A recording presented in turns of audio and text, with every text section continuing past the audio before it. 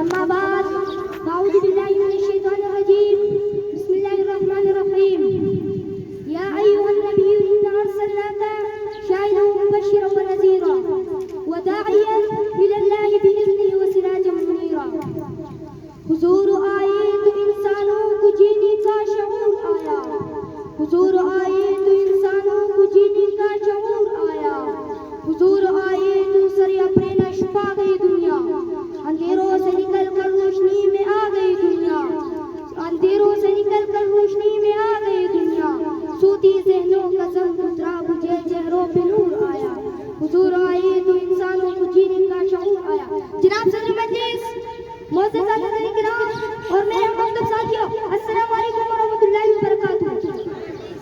آج مجھے جس موضوع پر نقاشی کا موقع ملا ہے اس کا عنوان ہے حضرت محمد صلی اللہ علیہ وآلہ وسلم بحیثیت داعی عمل.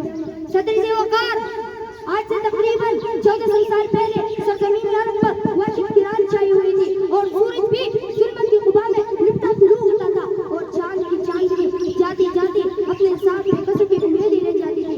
انسانیت ایک ایسے موڑ پہ کھڑی تھی کہ جس کی لاٹھی اس کی پینس کا قانون تھا.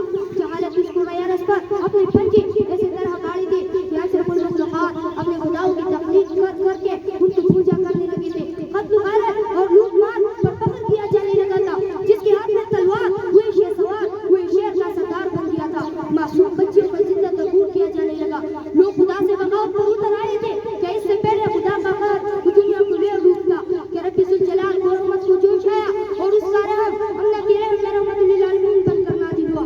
جناب صدر 12 ربیع الاول 571 کو اس دنیا میں اس عظیم ہستی نے جنم لیا جس کی آنے سے دنیا کا دستور بدل گیا. اس نے نفرتوں کو محبتوں کے تحریض میں یوں قتل کیا کہ ایک دوسرے کے خون کے پیاسے دشمن ایک دوسرے کے لیے خون بہانے کو تیار ہو گئے اور جو ان سے ملتا اس کی زندگی کا مقصد بدل گیا. کوئی صدیق کوئی عادل کوئی ذوالنورین کوئی حیدر بن گیا کوئی سیف اللہ کوئی اسد اللہ بن گیا اور جو ان کے کام آئی تھی وہ حکم بن گئی. مشکل کے راستے آسان ہو گئے مشکل کے راستے آسان ہو گئے دشمن یہ دیکھ کر حیران ہو گئے. رکھا میرے نبی نے دنیا میں جب قدم رکھا میرے نبی نے دنیا میں جب قدم پتھر بھی کلمہ پڑھ کر مسلمان ہو گئے. جناب صدر اگر میرے نبی دکانی آنکھوں کو توڑنے کے لیے کردار کی بجائے تلوار کا سہارا لیتا